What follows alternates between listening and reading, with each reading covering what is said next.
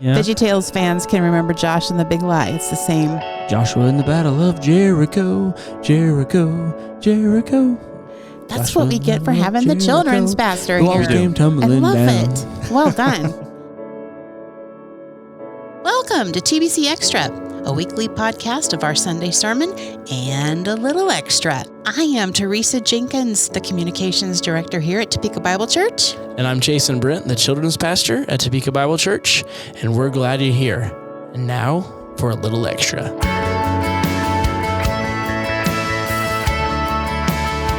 Hey, glad you tuned in. Welcome to the studio. We've got Jason and Alan, super producer Alan, super children's pastor. I called you super worship pastor last week, and I can't believe none of us caught that. I did not even notice. I did not notice. I was watching it because I always watch like the first couple minutes to see how stupid I look on camera, and just reminded to myself I'm going to turn this way. Hello, everyone. And I was like, "What am I doing?" I called Jason super worship pastor. That's Jeremiah. That You're is true. Super children's pastor. Well, guys, so glad you're here. Glad to have you here. Glad to be here. Thanks. And we're going to talk to Jim here in a few minutes. But first, we started a new sermon series this week, Beating Burnout.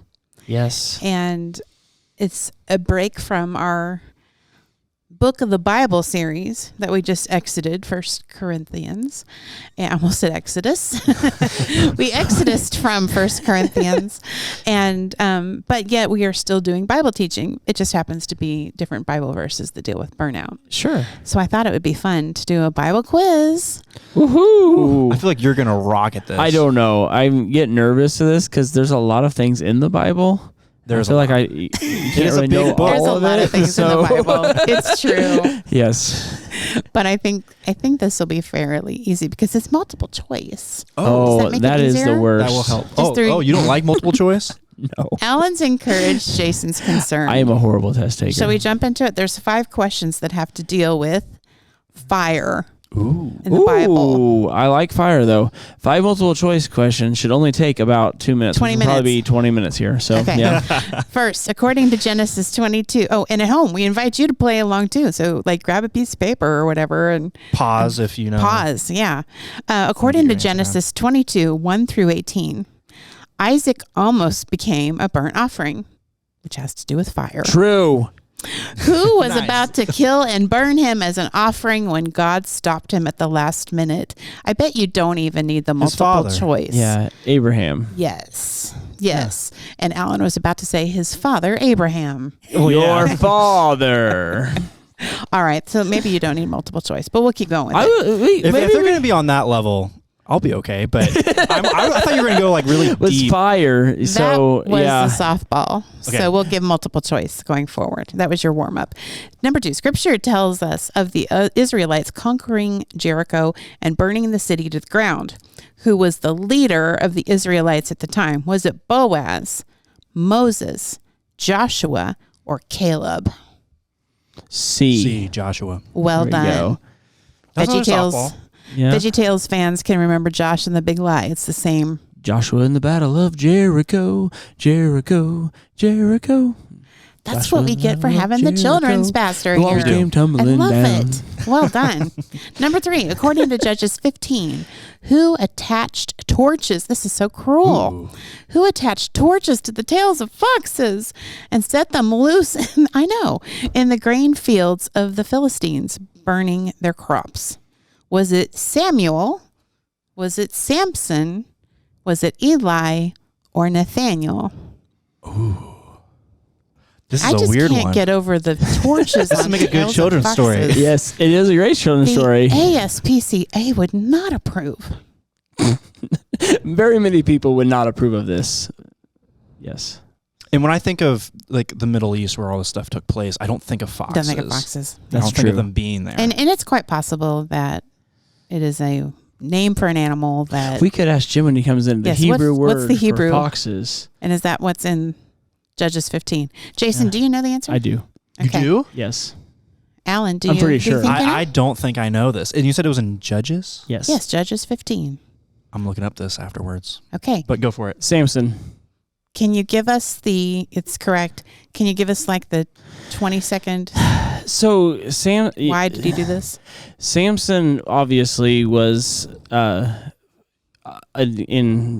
always trying to get the Philistines, right? And so I'm trying to remember exactly why he did this exact one, but I don't remember exactly. Did he do something to his family, or this is before he killed the Philistines and got the clothes, and also I think it was before his wedding. But I don't remember exactly why the foxes. We're going to look it up in Judges 15. We'll ask Jim. Yes. Maybe we'll ask Jim when he's yeah. All right. Number 4, according to 2 Samuel 14:30, whose servants set Joab's barley field on fire? Solomon's servants, Absalom's servants, David's servants, or Ahab's servants? Say the question again. In 2 Samuel 14:30, whose servants set Joab's barley field on fire? So whose minions? Whose minions did it? Was it Solomon, Absalom, David, or Ahab? Oh, I didn't stump both of you, did I? Oh. This might be just... I'm going to guess. I don't really know. I'm going to go with... Oh, I just don't feel confident enough.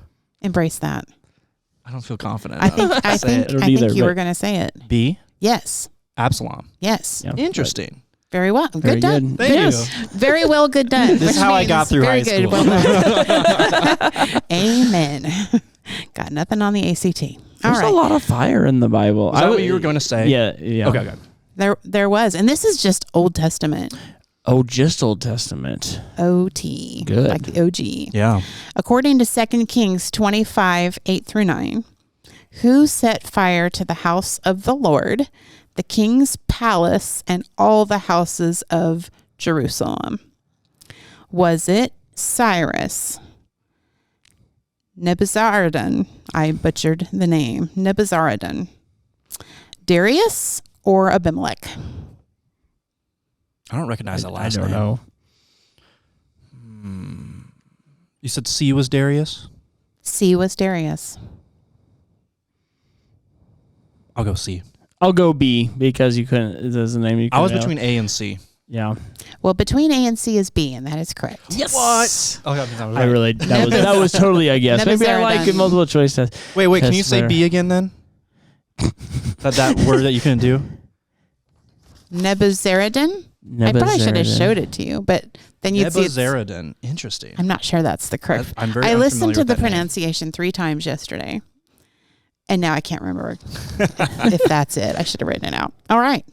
Well, you guys did really well. I mean, those were some hard questions. Yeah. No pillar of fire. No, I thought that was kind of a little too easy. I thought the pillar of fire was coming. I didn't realize it was just Old Testament. Maybe I didn't listen to that. I thought maybe there was going to be some New Testament fire. I wasn't sure what to expect. Tongues of fire. You never do with extra. And with that, let's get to the sermon.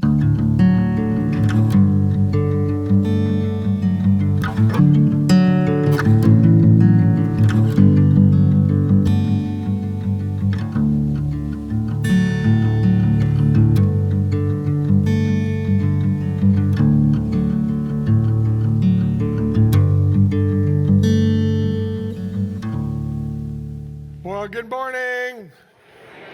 You got the second team here today.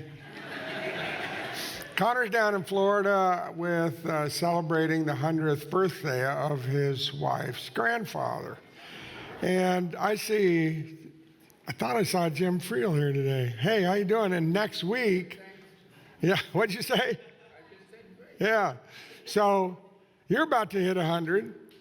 Right? And aren't we throwing a party next Sunday after second service? So, hey, Connor goes to Florida to do it. You don't have to go to Florida.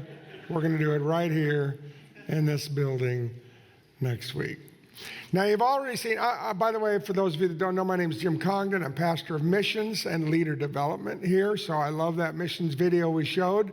And because I'm personally involved and the church has supported Jews for Jesus heavily, and I'm supported with that. And I was down there in LA with them for several days last week.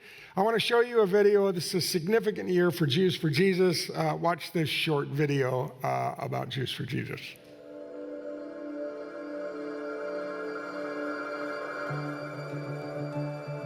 Jews for Jesus started as a slogan, but by 1973, it had officially become a thriving evangelistic ministry.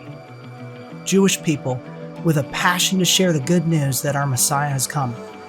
Over the last 50 years, Jews for Jesus has proclaimed the gospel in some of the biggest Jewish communities around the world, from South Africa to Budapest, from New York to Jerusalem. We stand as living proof that it is possible to be Jewish and believe in Jesus. And by God's grace, tens of thousands of Jewish people across the globe have now met their Messiah too. In the Hebrew Scriptures, God instructed the people of Israel to declare every 50th year as a Jubilee, an appointed time for liberty to be proclaimed, debts forgiven, property returned, and slaves set free. That's why this year, during May, June, and July, Jews for Jesus will be sharing the message of liberty and Messiah to 20 different Jewish communities all at the same time. This will be the most comprehensive global outreach we've ever conducted, with hundreds of missionaries and volunteers sharing the good news across the world, and we can't do it without you. Most Jewish people still have never heard the message that Jesus is their Messiah, the very one who came to set the captives free, to fulfill the true meaning of Jubilee.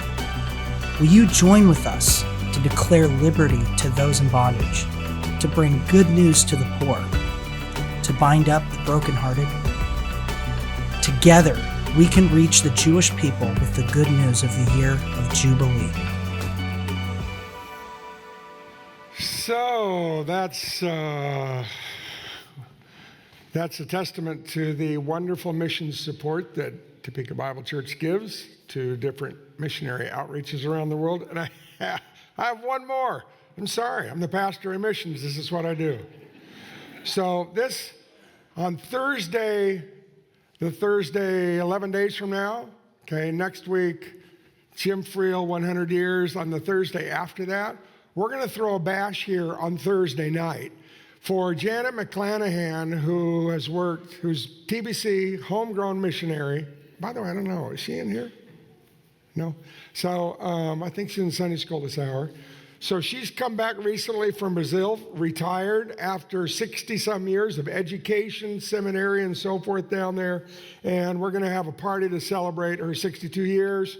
The head of the seminary where she taught and where she was sort of the grand dame for decades, he's flying up. And I think Arnon and Jessica are coming up from okay. So she was. Is this picture not on here? Are we not seeing pictures anymore? Hello? Hi? Have we got a problem? Oh, there it is? Got it. Okay. So, yeah, because I wanted you to see I was down there and she served me ice cream, and that was awesome. So anyway, please come. I have crowns here because this woman's going to get crowns in heaven, and let's honor her in 11 days, Thursday night here, Janet McClanahan. She's just an amazing woman. All right? Missions, missions, and missions. And now, so I get the assignment of preaching the first and third of the 4 weeks on burnout, okay? And I thought Connor, who did a phenomenal job, by the way, in 1 Corinthians, in my view, was wise to pick, to do a 4-week break on something we discussed, whether anxiety is a huge topic today in America, as you can imagine, and all the related topics of clinical depression, suicidal tendencies, and so forth. But a lot of those fit under the broad spectrum of burnout. Burnout is when the flame of your life, whether it's in your marriage or whether it's in your job or whether it's in your church ministry or whatever it is, where the flame of your life begins to sputter in that area and then finally go out for one of a variety of reasons. And I'm going to share with you one of the main reasons today. And so I'd like you to turn in your Bibles to emergency treatment for burnout, 1 Kings chapter 19, verses 1 through 18. Emergency treatment for burnout. The background of this story, for this is one of the most interesting stories in the Old Testament, is 1 Kings chapter 19. And it takes place in the northern kingdom of Israel. The kingdom of Israel has split in about 1000 BC. This is 800 BC, 200 years after the golden age of David and Solomon. And we've come to a place where the ruler up north, that's the blue area, the kingdom of Israel, capital is Samaria. The southern kingdom, the kingdom of Judah, occasionally has good kings during these years. The northern kingdom did not have 1 out of 19 good kings, okay? But the worst king of all is Ahab and Jezebel. And they are on the throne right now, and opposing them is one person. And that person is so significant that as I sat down thinking about this a week ago, I wrote down, my first words are, when this world has passed away and we're in the new heavens and the new earth. One of the things on your to-do list and mine will be finding and getting to know the great heroes of the Bible, right? David, Joseph, Daniel, Esther, Ruth, Mary, Joseph, and so forth. We're going to have a lot of time to locate these heroes and get to know them. And one of the names on everybody's to-do list of a person to get to know, meet, and talk to will be the name of Elijah, because there's no more dramatic character in the 2,500 years of biblical history than the prophet Elijah. I picture him as tall and bony with a chin strong enough to crack walnuts, and we know that every day when he got up, he didn't go to his closet and select between different outfits. There was one outfit he wore every day, and it was a goat skin with the hair left on it and a ragged leather belt. He obviously wasn't a clothes horse. But he was a prophet of God, and he was an incredibly bold and brave prophet of God.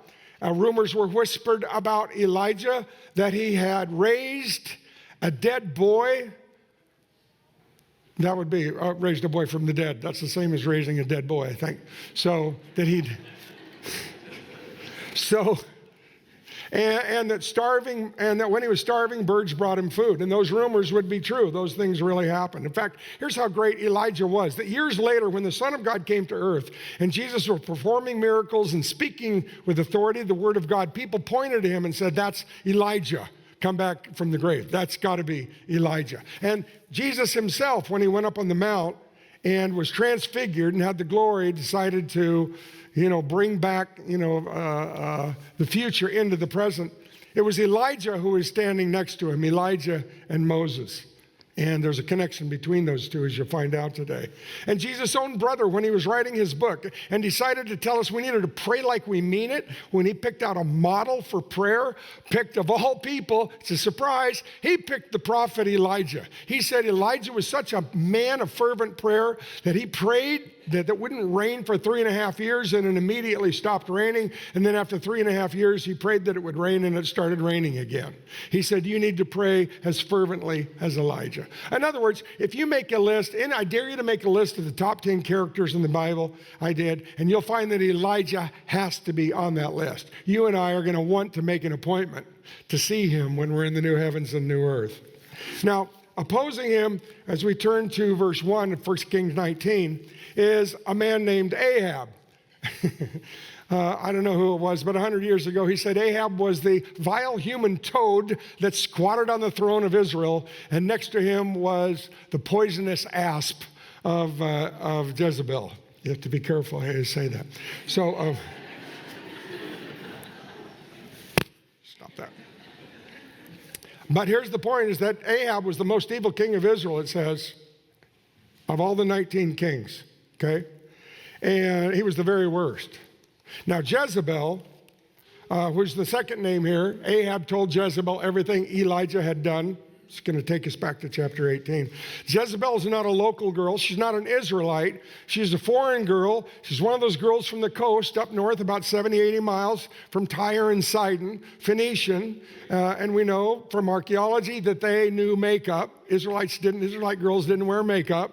So she knew makeup. She was a hottie from what we call Lebanon today.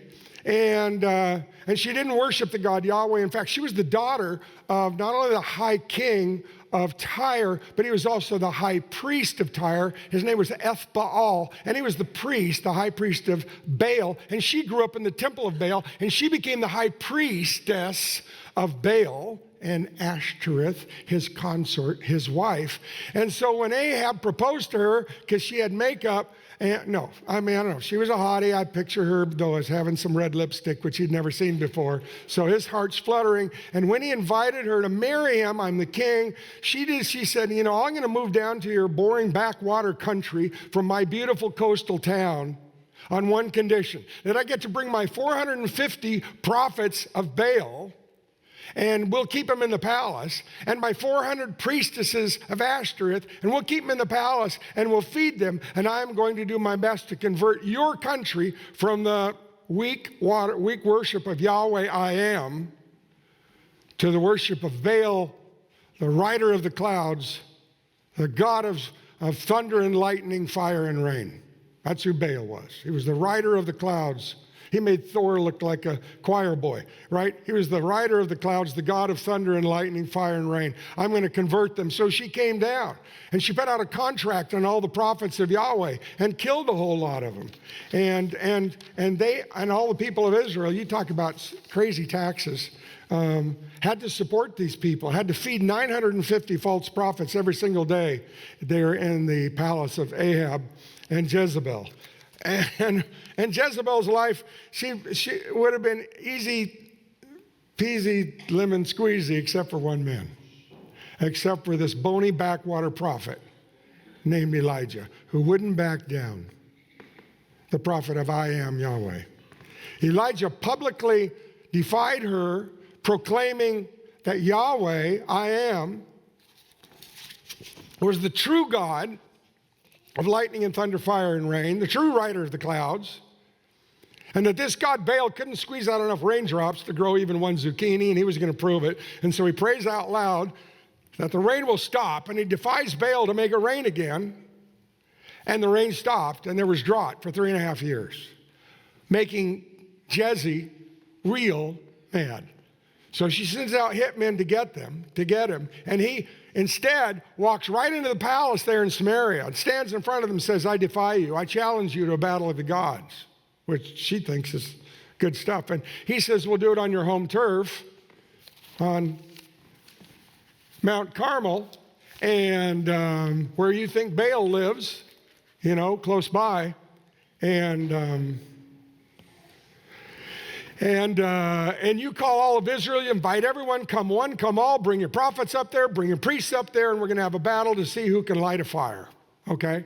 So she's all excited. This all happens in chapter 18. We're in chapter 19, verse 1. This is the day after, all right? And you know how the story ends, that they all come up there in the morning. I preached on this last summer. We did, stories of the Bible, but I'm not so stupid as to believe any of you remember that. But, so we go back to the Super Bowl victory, and that's about all. Or loss, if you're from Philly. I'm sorry, that wasn't nice. I like Philly. So the story, as you remember, is Elijah goes up there and he challenges them. Elijah says, you guys, all you prophets, you guys do your best to get Baal to light the fire, light the sacrifice, and so forth. And so they cut themselves, and these prophets and priests, they all dance around, and they go crazy, and they call out, and they do it for hours, and they have no luck. And then finally Elijah comes up, and he prays a simple prayer to God, and what happens is, in this battle of the gods between Yahweh, I am, and Baal, the so-called storm god, is that they're on the top of Mount Carmel, this strange mountain, which seems like a mountain of magic, because it's always green, whereas the rest of Israel is dry. So they thought the Baal lived up there and watered it. So what happens is the prophets and priests all dance around and cut themselves, and it doesn't work. Elijah prays, fire comes down and lights up and burns not only the sacrifice, but burns the water they poured on it, the waterlogged altar, and burns up the stones and everything else. And that's the day before. And all of the people go, Yahweh, he is God. Yahweh, he is God. And so Jezebel has stayed down in the palace. So Ahab goes down. By the way, at the end of it, Elijah, and you need to know this about burnout. Elijah is at the very, very, very, very top. Oftentimes leads to burnout. Elijah is pumped. God answered his prayer in front of the entire nation. He's positive the whole nation's now going to turn back to God. He turns to Ahab and he says, I'm now going to pray for rain. You better turn your chariot before the roads get muddy and ride as fast as you can. Whip your horses to get them back to Jezreel, one of your capitals, 25 miles away. And then Elijah is so jacked that he says, and I'll race you. And he runs in front of the chariot all 25 miles. Back to Jezreel. And you go, Elijah, why would you run to Jezreel? Because that's where your mortal enemies are. They've put out hitmen on you. They're going to go after you. And Elijah, I think, would say this. He would say, hold it. Well, didn't you just see what happened?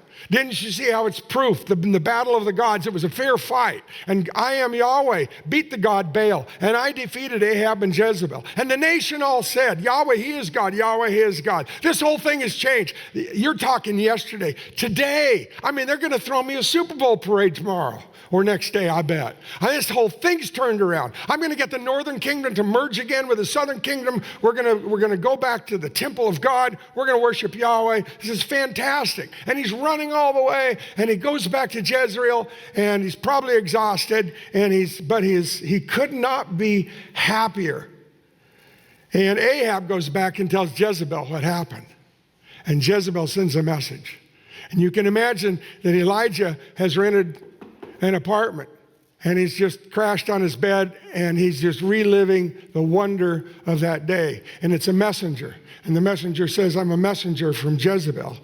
And Jezebel says, may the gods deal with me, be it ever so severely, if by this time tomorrow I don't make your life like one of them. She says she's threatening his life out of reprisal for him killing, because what happened is they took all the prophets, those 450 prophets, and they killed them. The previous day they said, you guys are false prophets, and they executed him. Jezebel is not ready to give up. And she says, you're going to be dead within 24 hours. Now we get to the key verse. It says, and probably in your Bible, it says Elijah was afraid and ran for his life. And as a result, this passage is always preached nowadays. Almost always preached nowadays. No, always preached nowadays. And the books say that Elijah, who was so brave and such a man of faith up to this point, suddenly was scared, suddenly became a craven coward, and he ran for his life. But if you'll notice in your NIV or your other modern Bibles, there'll be a little asterisk, and down at the bottom of the page it'll say, or Elijah saw. Now, I grew up with the King James Version because I'm back at Abraham Lincoln's day or whatever. And the King James Version said, and Elijah saw. And then ran south, for his life. We went for his life down south. But Elijah saw. And you go, so he saw what? And so what you do in this my seminary moment, I'm sorry, I'm going to tell you that little seminary moment, because this entire passage and the entire message of this passage depends on one word, and it's a word over which there is a textual argument. Whether the word is feared or saw, you have to decide whether or not you want to preach this passage as a brave, courageous prophet being suddenly cowed and terrified by a bad woman, because that's how it's preached today. The whole story is even the bravest man in the world, when one bad woman says something to him, he'll just collapse into a mud puddle. That's how it's preached. So this is either a passage about how Elijah, the fearful prophet, the scaredy cat, or what I'm saying is Elijah was a broken prophet. Okay? My view is going to be, as you'll see, that Elijah, that there's nothing, it makes no sense to think that But let me tell you how the text goes. So here's what you do. When you're studying a text of the Bible, when you're studying an original word, what happens is you look at all the text on one side and all the text on the other. You go, wow, we have two major translations here that are very different. What's the history of those translations? Well, what you then find out is that the he saw comes from the original word in the text, which was vayar, V-A-W-A, which is and, yar-a, which is to see, and he saw. That's the Hebrew original. In other words, that's what we know the text said at the earliest part. But that's a harder translation, isn't it? Because what in the world, what do you mean Elijah saw? Okay, he saw what? But the he feared is the Greek and other ancient translations and recent translation, New American Standard, NIV, ESV, CSB. It's the easier translation. So you say, well, now, which one of these translations best explains how the other one came to be? And I'll tell you what I think actually happened. So in 400 or 500 BC, when the story was written down and it read, and Elijah saw, they read that until 250 BC, when the Greeks down in Alexandria, Egypt, in the exile, they said, we need to translate this into Greek because that's the language we speak. So 70 of them, you've heard of the Septuagint, 72 of them got together, and as they were translating it, they came to this verse, and they read, and Elijah saw. And some of them said, that's really weird. And Elijah saw what? And then some of them who knew Hebrew pretty well said, well, there's a really similar Hebrew word, vayirah. If we just changed that little bit, I think maybe a scribe early on wrote this word down wrong. And you know what? Fearing explains better what Elijah now did. He ran down south. He was scared for his life. And nobody thought to say, what do you mean Elijah was afraid? For 3.5 years, Jezebel's had a contract out on his life. He walked right into her courtroom and he challenged her to this duel. On top of a mountain the day before, he went up alone, all alone, he and God, against 950 prophets, 450 of whom were the hitmen sent out to kill him. We've never seen any lack of courage from him up till now. And you're saying now a messenger comes to the door, hands him a telegram saying within 24 hours you're dead. And this guy, who knows that 450 of her hitmen have just died, and he's always been brave up till now, suddenly is going to collapse? Nobody apparently said that. And so those, by majority rule, those 70 translators changed it in the Greek translation to he feared. And they decided to translate it that way. And then Jerome, when he did the Latin translation in 400 AD, he did the same thing. But you get to King James in 1500, and his translator said, we need to go with the real Bible. We need to go with the earliest translation. And he saw. What did he see? We're not sure, but let's go with the original. And the New King James picked that up in the last century, and that translation worked up until about 1950, and then the modern translation said, we'll go with he feared. In other words, the translation that best explains how the other one came to be is an original translation of he saw, which makes no sense, because an original translation of he feared does not explain how it would ever get changed to he saw. Let me just summarize it this way. If feared was the original, no one would change it to saw. But if saw was the original, that explains the change to fear. So what did fearless Elijah see? And Ron Allen, professor at a number of seminaries and a Hebrew scholar, puts it this way. Elijah was not afraid. He was broken. He had expected to bring about a great revival that would eradicate Baal worship and reunite Israel under the pure worship of Yahweh. When Jezebel instead ordered his execution, he saw the truth, that he was just one more prophet who was helpless to save Israel. Broken and burned out, he just wanted to die, but at God's hand, not Jezebel's. So he ran. And he ran south. When he came to Beersheba in Judah, that's down south, he left his servant there while he himself went a day's journey into the wilderness. Here's a map. Again, he's fleeing from Jezreel. It's 90 miles south. If all he wanted to do was save his life, all he had to do is step over that middle yellow line, and now he was in the southern kingdom of Jehoshaphat, and his life would be spared. I mean, he would be out of Jezebel's reach. But he keeps going another 30 miles down to the southernmost town in the southern kingdom. That's Beersheba. He leaves his servant there, and he heads another day into the wilderness. Why? Well, you're going to see. He came to a broom bush, sometimes translated as a juniper, and he sat down under it and he prayed that he might die. He didn't want to escape death. He wanted to die, but he didn't want Jezebel to get some kind of a public victory, so he'd fled her. And he said, "I have had enough, Lord," he said. "Take my life. I'm no better than my ancestors. I'm just another prophet who did his best, who did his dead level best to stop Israel from its plunge into destruction, the destruction that you have forecast ever since the days of Deuteronomy. I thought I had it made. For the last 3.5 years, I've defied Baal. I've stopped the rain. I've tried one-on-one, group-on-group to convert people back to your holy worship. I find that even on the top of the mountain, when you give me a great victory, and the people shout out, 'Yahweh, He is God, Yahweh, He is God,' that everybody seems to forget about it right away, and nobody's turning back to God, and I am just as much a failure as any of my predecessors. There's no reason for me to live." Psychiatrists call it the distance between aspiration and reality. One of the 4 indicators of clinical depression and suicidal tendencies, they say, is when there is a huge gap between your goal and your expectation and reality. When the facts of faith and the facts of God and the facts of your expectations, since God seems to work in a certain way, when that doesn't match up with the facts of reality in your life, suddenly discouragement can set in, and depression and burnout, that flame that was so bright just a few days ago. Suddenly, it happens all of a sudden, doesn't it? You're a Christian school teacher. You started the year with this goal that you were going to do better. This class was going to come around, and you find that it's not working.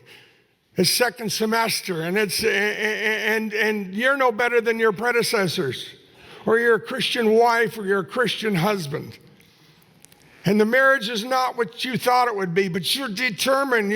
You've set your face. You are going to hang in there, and you are going to be a godly wife or a godly husband, and you are going to, be kind and gracious and faithful and keep your mouth shut when it needs to be shut.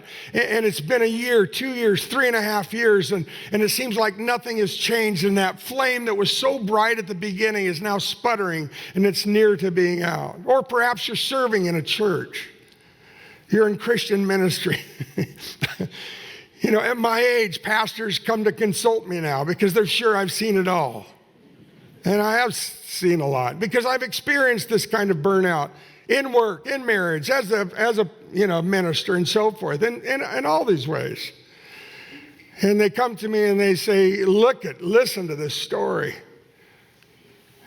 And I say to them, wow, that's the worst story I've ever heard. And then I think in my mind, well, other than mine, But this it's happened to you, I would guess, in your workplace or in your marriage or in your church ministry. And you felt like just quitting, like Elijah feels. And you can understand why he feels that way. He's not suddenly scared for the first time in his life. He's a fearless prophet who's broken because the distance between his expectations or aspirations and reality is so great that it's crushed his soul and quenched his spirit and put out his flame. And so we read that he lay down under the bush, expecting that maybe God would kill him, but God doesn't execute him. All at once an angel touched him and said, "Get up and eat." He looked around, and there by his head was some bread baked over hot coals and a jar of water. First catered meal he's ever gotten in his life. He ate and he drank and he lay down again. Instead of killing him, God gives him some sleep and some food, some R&R. And the angel of the Lord came back a second time and touched him and said, "Get up and eat, for the journey is too much for you." So he got up and ate and drank. 2 days vacation. Strengthened by that food, he traveled 40 days and 40 nights until he reached Horeb, the mountain of God. There he went into a cave and spent the night. And just for a moment, remembering that it was Moses and Elijah standing on either side of Jesus on the Mount of Transfiguration. Remember that it is those three characters who spent 40 days and 40 nights in the wilderness without food. Moses on Mount Sinai, when he was getting God's revelation, went up there. Now Elijah heading there to Mount Sinai, 40 days and 40 nights. And Jesus, 800 years later, the same thing. By the way, just to show you the direction that, I thought I could get that to move.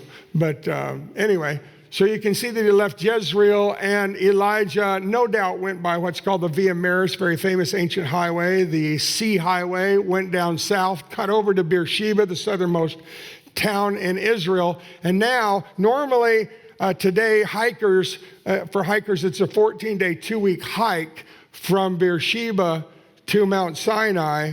But this prophet, maybe because of burnout or for whatever reason, it says it takes him 40 days and 40 nights. But he gets back to the place where it all started, where Yahweh revealed himself to Israel and to Moses and gave him the law and introduced him to the pure worship of Yahweh. And this is what Elijah says, and I need a new vision of God, man. No longer does he want to die. But it says there Elijah went into a cave. Although, by the way, it's really interesting that in the Hebrew text it says he went into the cave and he spent the night. And you go, the cave. And you look back in Exodus and remember where Moses said to God, I would like to see you personally. And so God says, well, come up to this rock. And he set him on a rock, and then he put him into the cave, into a cleft of a rock. And then God says God walked by and showed him his backside, whatever that means. And then it said, and I'll cover you with my hand till I have passed by. Notice those words. And the question is this the same cave as Moses' cave? I believe it is. And I'm not the only one who does. So he's back there where it all started in 1400 BC. This is 600 years later. And we read, and the word of the Lord came to him saying, what are you doing here? I once preached a message on the strange questions of the Bible. Jesus saying, how many fish have you caught? These questions, they're not very nice questions, but God knows the answer to those questions, but it's to make you say it out loud. And Elijah says, I've been very zealous for the Lord God Almighty. The Israelites have rejected your covenant, tore down your altars, and put your prophets to death with a sword, and I'm the only one left, and now they're trying to kill me too. Okay, that's why you want to die. I've tried, says Elijah, but I'm done. And the Lord said, go out and stand on the mountain in the presence of the Lord, for the Lord is about to pass by. The Lord is, I am Yahweh here. And then, notice the words pass by. Same words as with Moses. Remember where the glory of the Lord passed by? Then a great and powerful wind tore the mountains apart and shattered the rocks before the Lord, but the Lord was not in the wind. After the wind, there was an earthquake. So God's repeating the incredible things that he did on Mount Carmel, that he's done before, these gigantic things, but the Lord was not in the earthquake. After the earthquake came a fire, but the Lord was not in the fire.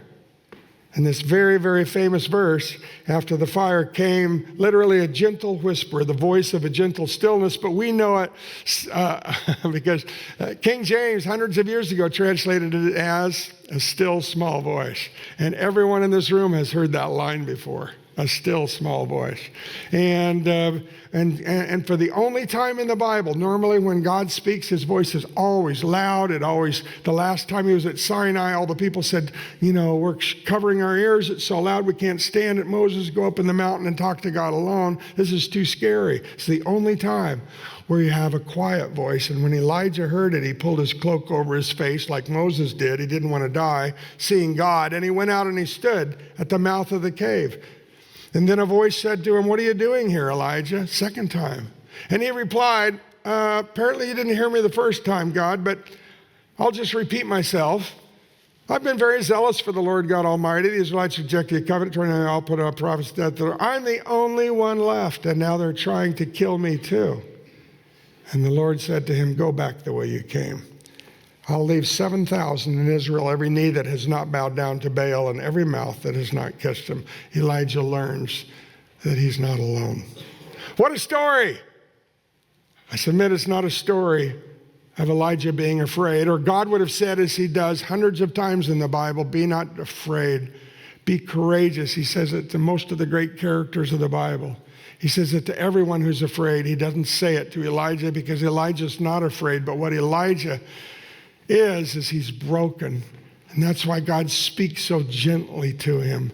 And that's why God gives him 3 amazing blessings. Blessings that you need if you're anywhere close to burnout, at your work, in your home, at church, in your ministry. Because you'll notice that Elijah was physically restored by the Lord. His body gets sleep and food. Secondly, he is spiritually revived. He receives a new vision of God, and he's mentally realigned. He learns that he's not alone. Listen, if you're close to burnout at some venue in your life, some place where your expectation was so high, where the flame was burning bright, but that flame is sputtering, or maybe close to going out. If you're like Jimmy Stewart, remember in It's a Wonderful Life? You know, where he had worked so hard for Bedford Falls trying to save it from evil. Remember, he'd done everything he possibly could. Very much an Elijah figure, it seems to me. And then it turned out it hadn't worked. And he was, the Bedford Falls was going to fall into the clutches of evil. And he broke, and he quit. That's burnout. That's Elijah. I say that for those of you who are more familiar with Jimmy Stewart and It's a Wonderful Life than the Bible. But that story helps me too. I picture Jimmy Stewart, stumbling over the icy streets the way Elijah stumbled down to Mount Sinai, taking 40 days for a journey that today you could walk in 14. And you say, what do you need? What's emergency treatment for burnout? When your aspirations were godly aspirations, and your expectations were high and holy, and they seemed to be fueled by God himself who was working on your behalf, and then all of a sudden the whole thing falls apart. It can happen that quickly. You can fall into a clinical depression. You can fall into suicidal tendencies in seconds when you least expect it. If you're close to burnout, I think this passage leaves us with 3 emergency treatments. Number 1, look to yourself. Get some rest. Eat better. Go to bed. Number 2, look to the Lord.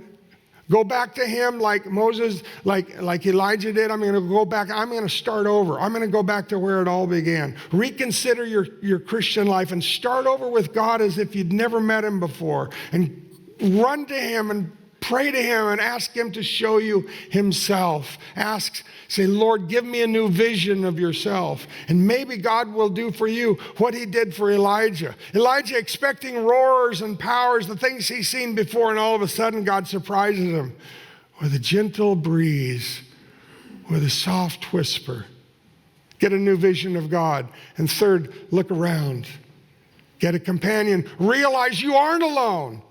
Don't go off and stay at home and stop coming to church and quit your job or quit your marriage and walk away. As God says, go back the way you came, but find a companion. And in the latter part of this chapter, the Lord mentions several companions that Elijah should go to. And in the next chapter, we find he's finally got a bosom buddy. His name is Elisha. And for the rest of his life, he has Elisha by his side. Find a companion, find a friend who maybe has been there before. It was sort of happenstance, but a friend who was on Jews for Jesus board, the president of Dallas Seminary, had bugged me a number of times to watch a video, and I just watched it this weekend. He said, you need to see the video of Tommy Nelson. Some of you have done studies by Tommy Nelson, pastor of Denton Bible Church. You've done studies on Ecclesiastes and Song of Solomon and so forth. You need to watch what he came and said in our chapel at Dallas Seminary. You need to go onto our website and watch it. And so I thought, well, that might have some relationship. And to my utter astonishment, it did. Tommy Nelson, when he was at the height of his ministry, in a split second fell into what turned out to be a clinical, almost suicidal depression. And to my astonishment, as I watched this, to my astonishment, Tommy Nelson at the end said, there are 3 things that you need to pay attention to if you're where I was. He said, you can burn out. You need to know that has nothing to do with your spirituality. Burn out. You can be the most spiritual, courageous person in the world, and you can burn out. He said you can burn out doing what you love. I would not have believed it, but it's true. This is a photo of him speaking at Dallas Seminary not long ago. The first thing I would tell you if you're close to burnout is rest. Rest. I had to learn to rest. Second, he said, God took me to the very end of myself, to the end of all my talent, all of my training, all of my everything, until all that was left was him.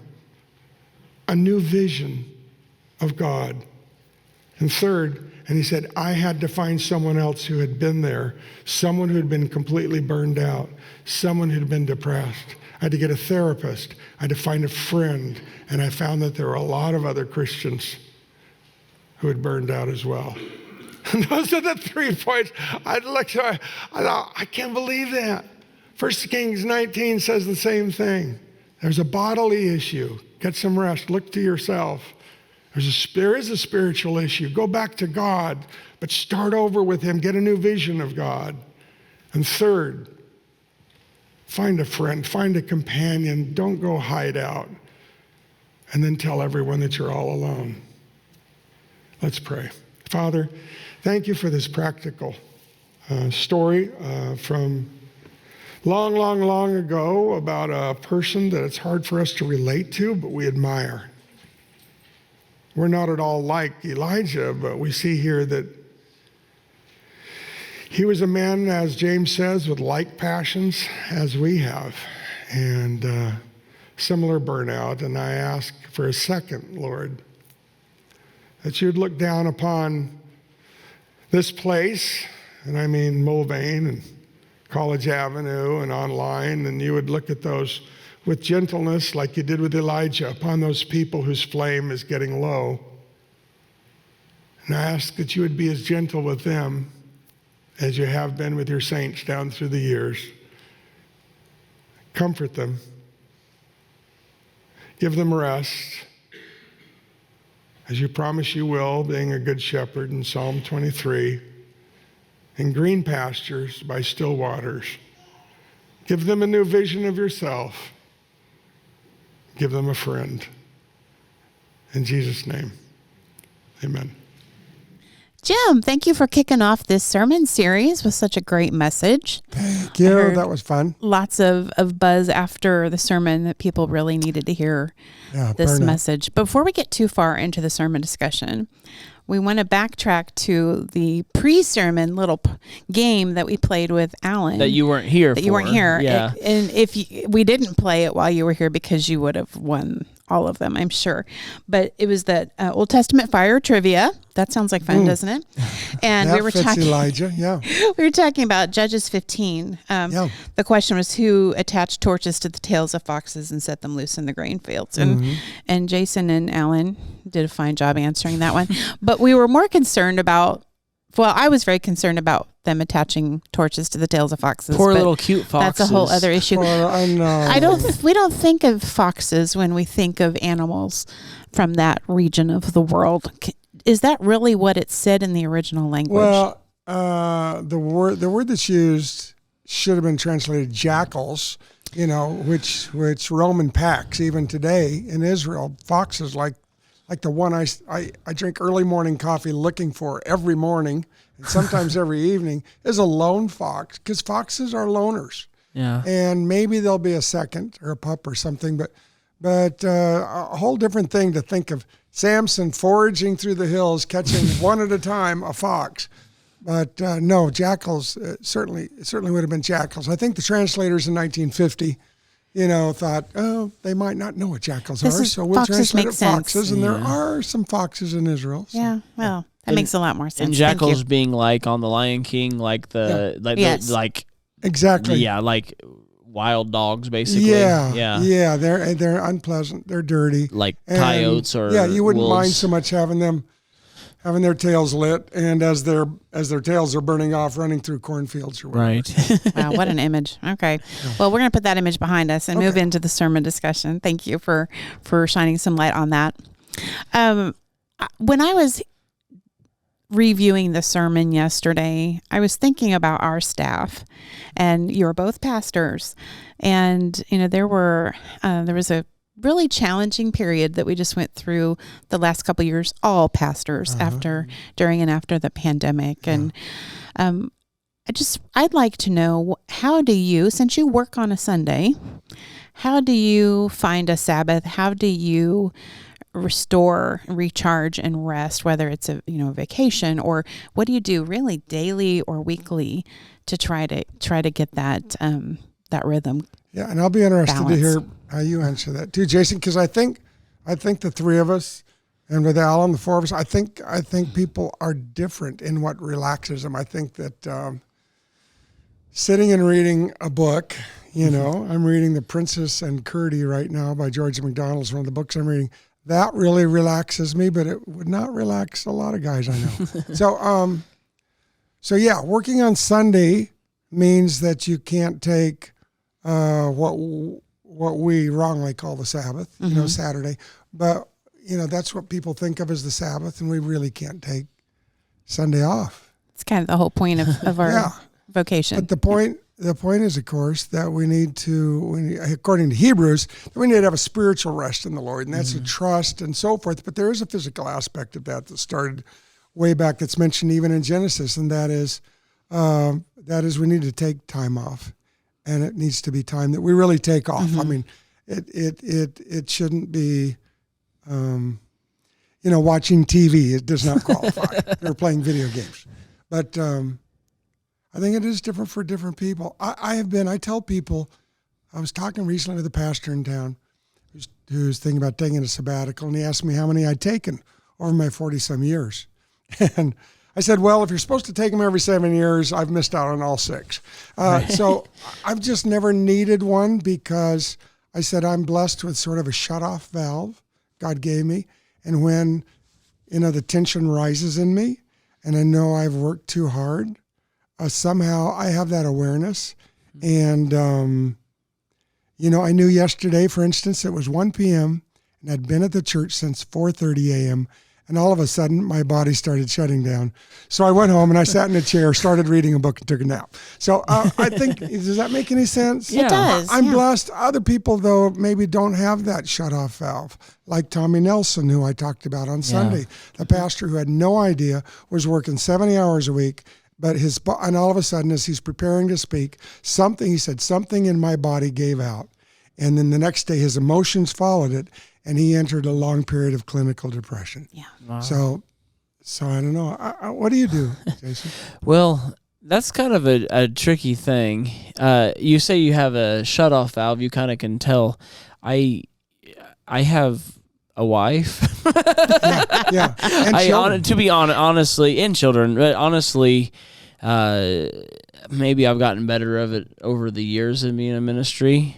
I don't think it's necessarily just because it's ministry. I think that anything that I would do and have passion for, I don't know if I feel that shut-off valve part. Yeah. And so my wife can sometimes tell me, and as I need to hear, that, we're here too, at times. And so that's kind of a gauge. Now, over the last couple of years, having 4 children, lots of activities, I don't know. Some of those activities seem restful. Some of them don't. Yeah. Sometimes you have to do them now, anyway.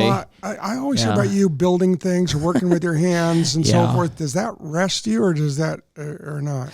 It does. One of the things I really like to do is if there's a project to build or something like that, I'll put my headphones on and listen to a podcast or sermons or whatever, or book or whatever it is, and just kind of get lost in that, plus the work of doing that. One thing that's a genuine thing that builds me up and is playing guitar. It's probably one of the few things in my life that I can do, and if I didn't have a clock or watch, I wouldn't know how long I'd been there. It could be 10 minutes becomes an hour, and I don't even know it, if that makes sense. So it kind of is annoying when you're trying to get somewhere sometime, and you've got a guitar hanging there and thinking, oh, well, that chorus of that song, and you take it off, and everyone's in the car. Oh, I better get in the car, kind of thing. But so that those kind of things really do seem to recharge me. And, Teresa, at least half of the people who are listening today are women. What does it for you? I'm in a new season of my life, and now, we're empty nesters by a little over a year now, and I've had a vocation in the past where it was pedal to the metal all the time, working till 1 or 2 in the morning, 2 or 3 nights a week, and I got great satisfaction from that job opportunity, but it was the fast track to burnout. And so when I had the opportunity here, I wasn't looking for less work. I was looking for more meaningful work that, if I had to maintain that kind of pace, would be more fulfilling. Fortunately, that's not the kind of pace we keep. Right. So between that kind of slowing down and our son having moved on, I've just discovered in the last few months painting. Really? And painting on canvas or painting walls? on canvas. Okay. Yeah. And I'm taking a class, and oils or water? Right now it's acrylic. Wow. Yeah. So I've painted a photo of my husband and I from a vacation, and I'm very encouraged with what the instructor has to say. She says it's really good. So I don't know. Maybe next week a show and tell. I like to keep that part just for me. No, I'm very proud of it, but I don't want it to be a distraction. I just want to do it for me and to decorate our home. And but like the guitar, this is a 2-hour class, and it feels like it's been a half an hour, and I'm just getting started, and the class is already over. So anyway, that is something that right now really fills me up. And I would have said, cleaning the house or cooking, meal prepping for the week. And I realized all those things, I feel tired afterward. And this is the one thing, this in travel. I feel tired after travel, but I don't feel drained. Yep. And so I think this is the kind of life-giving thing. Plus, if I get to paint nature, I'm looking at God's creation while I'm doing it. So, do you think that's a good litmus test of whether something that you think will be restful, like, charges you up or drags you down? Is that a good litmus test for what rest is? Or I think so. I'm not sure that we really understand ourselves well, though, because there are some things we think charge us up, like watching a Super Bowl, right? Or or KUK State game. I'm not sure they do, like playing video games. So, but I was interested, both of you, in your answers. So I consider you two both not just hardworking. A lot of people are make-work hardworking, and they don't produce much. But you two produce so much. I'm so glad you're on our team. And yet both of the things that you said you did have double use. They not only relax you, true, but one of them feeds into your marriage, which is so important. You and your husband, you're painting that, and your guitar. Talk about something that, again, feeds into your ministry. Sure. I think if you can find something, like for me, reading, and then I can't stop myself. I have a little notepad, and if there's a good illustration in there that I could use in a sermon or a teaching, I'll write it down. Yeah. And if I do that too much, then it turns into work. But I just think if you can find something that feeds into the ministry that God wants you to perform in your life, but this part of it is relaxing, that's the ideal. That's a good point. Yeah. I am curious. I don't know how many hundreds or thousands of pastors got really burned out during 2020, 2021. But that's got to be just so heartbreaking for a pastor to have gotten to that point where he has to step away.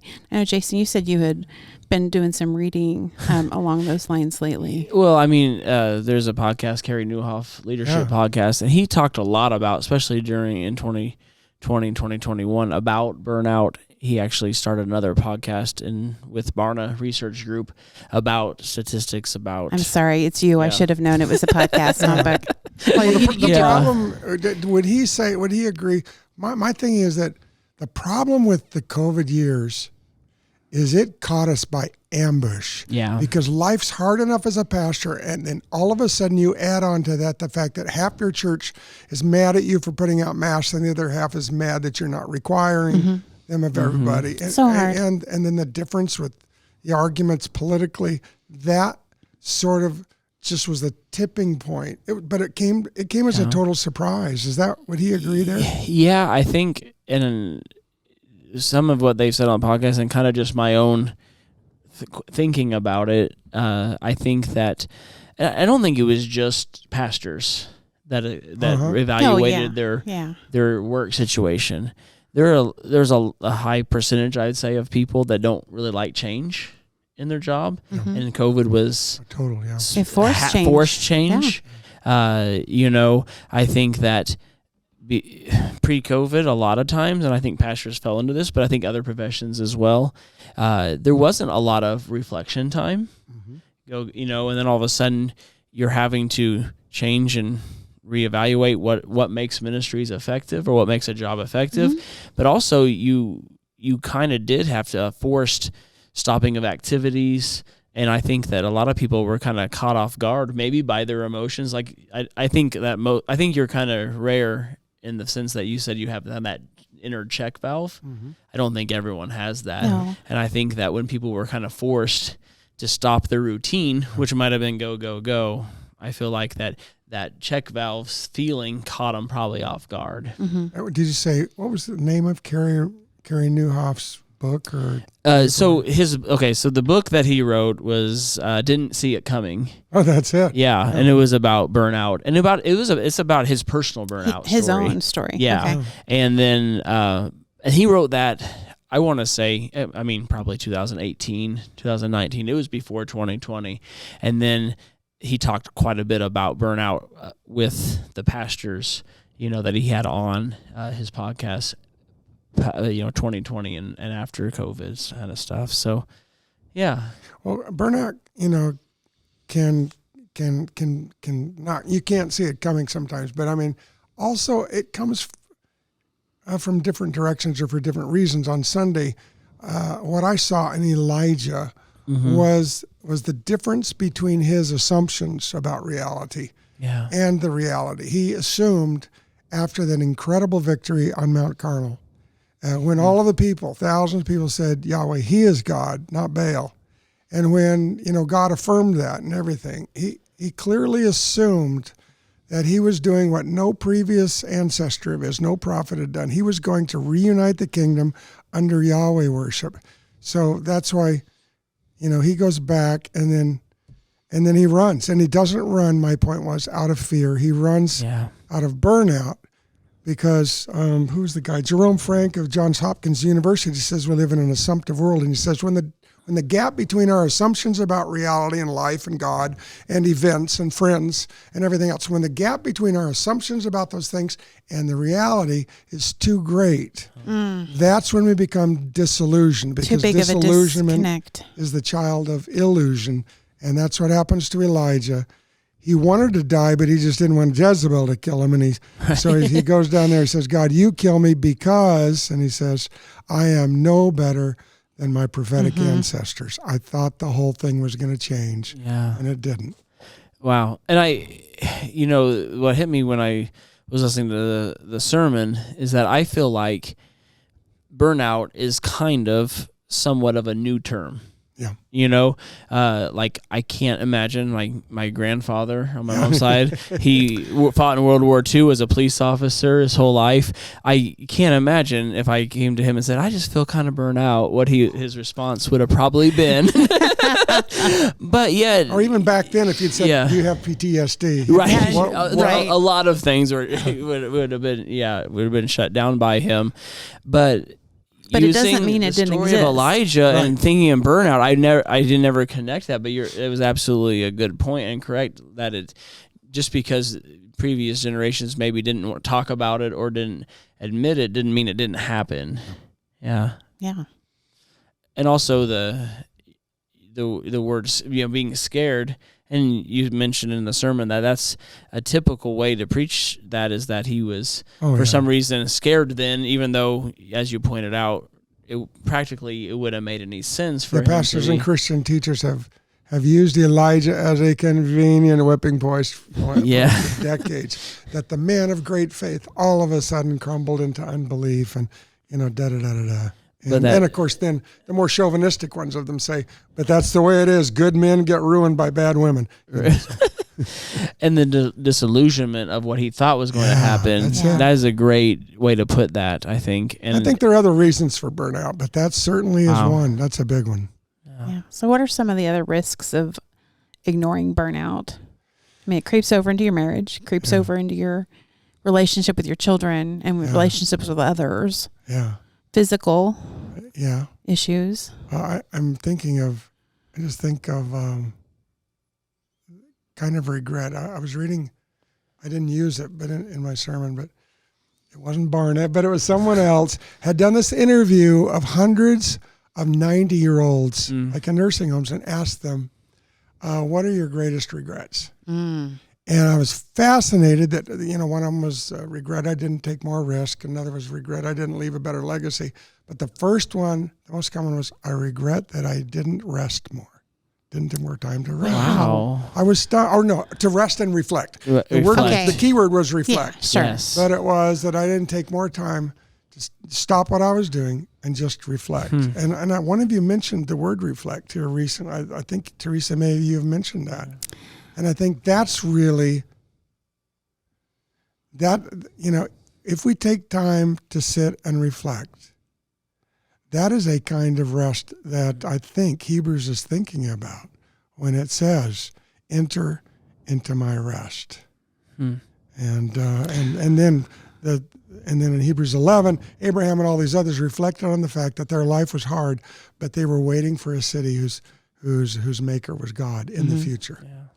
I don't think it was Atomic Habits, but there was one of those leaders that that we often follow or read or listen to, who said, and this was like 10, 15 years ago, so it couldn't have been that.